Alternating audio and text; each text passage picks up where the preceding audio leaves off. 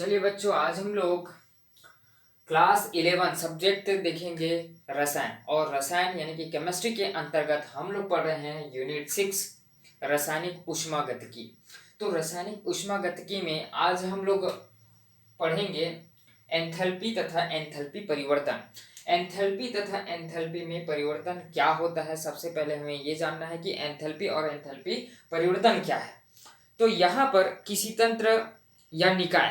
तंत्र या निकाय द्वारा ऊष्मा का अवशोषण या उत्सर्जन प्रक्रम में परिवर्तन पथ पर निर्भर करता है।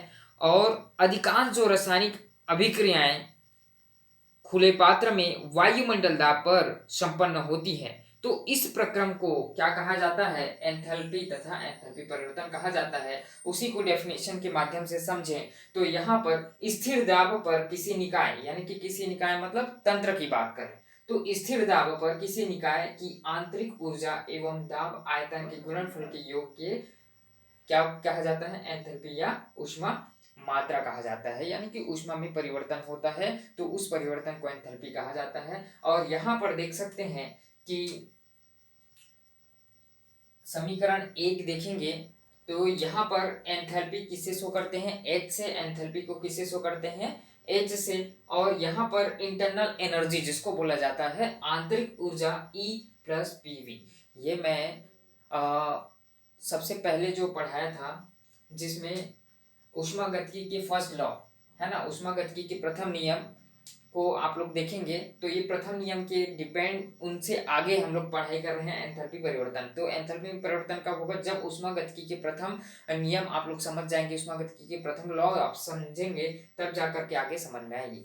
तो यहाँ पर देखिए एच क्या है, यहाँ पर एंथैल्पी है, और ई क्या है, इंटरनल एनर्जी मतलब आंतरिक ऊर्जा है, प्लस पीवी। पी क्या है, प्रेशर, और वी क्या है, आयतन। तो यहाँ पर मैं लिख दिया हूँ जहाँ ए एंथैल्पी और ई आंतरिक ऊर्जा, पी बाह्य दाब जिसको प्रेशर कहा जाता है, और यहाँ पर देखो वी आयतन। स्थिर दाब पर ज्ञात की जाती है, स्थिर दाब पर ज्ञात की जाती है ऊष्मा, यानी कि हम लोग देख सकते हैं हीट और एंथैल्पी कहलाती। तो स्थिर दाब पर ज्ञात की जाती है ऊष्मा, एंथैल्पी कहलाती है। और यह क्या होती है, अवस्था फलन होती। क्या होती है, अवस्था फलन होती। अवस्था फलन का कहने का तात्पर्य क्या है, यहाँ पर देखो अवस्था फलन को हम लोग किससे विनोट करेंगे, डेल एच।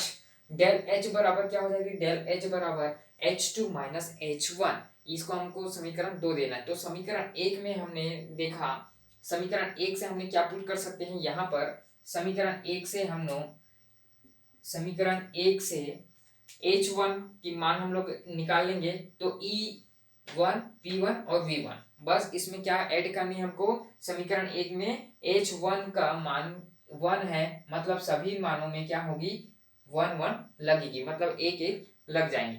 तो E1 plus P1 into V1। उसी प्रकार H2 करेंगे, H2 का क्या हो जाएगा, H2 का मान हम लोग यहाँ पर नोट करेंगे तो E2 plus P2 and V2। ठीक है, यहाँ पर प्रेशर और आयतन भी क्या हो जाएगी, डबल हो जाएंगी। ठीक है, तो समीकरण 2 से हम लोग क्या करेंगे, अब समीकरण 2 में इनकी मान रखेंगे। यहाँ पर देख सकते हैं कि समीकरण 1 से हमने क्या लिया था, E प्लस PV, है ना।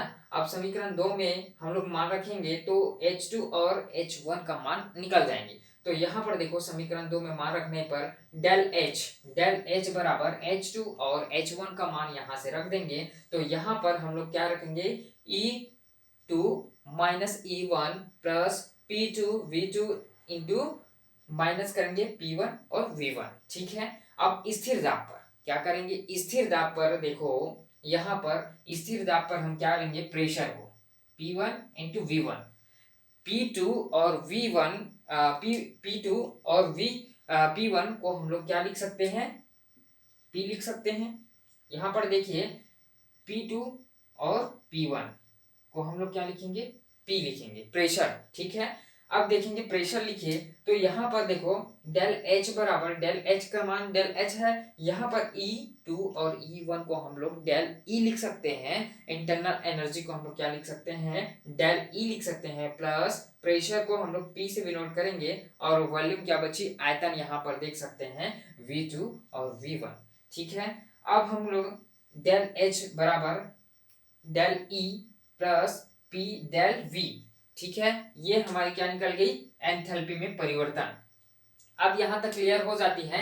यहाँ पर देख सकते हैं कि स्थिर दाब पर हमने क्या लिया, स्थिर दाब पर किसी निकाय की आंतरिक ऊर्जा, किसी निकाय की आंतरिक ऊर्जा, यहाँ पर देखो स्थिर दाब पर किसी निकाय की आंतरिक ऊर्जा एवं दाब आयतन, क्या हुई, दाब और आयतन, दाब आयतन के गुणनफल के योग के बराबर होती है, जिसको हम लोग क्या बोलते हैं, एंथैल्पी या एंथैल्पी में परिवर्तन कहा जाता है। तो यहाँ से समीकरण से स्पष्ट हो जाता है, डेफिनेशन पूरी क्लियर यहाँ से हो जाती है। ठीक है, ये क्या है, आंतरिक ऊर्जा।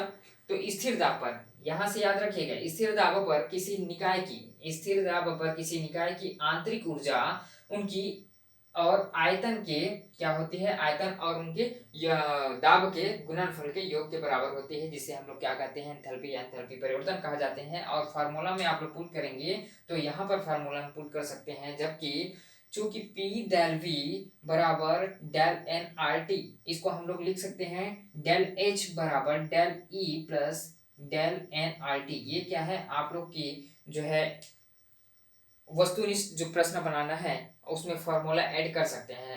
जैसे कि बहुत सारे यहाँ पर कंपटीशन एग्जाम में आते हैं एंथैल्पी के जरिए, तो फार्मूला यहाँ से निकाल सकते हैं।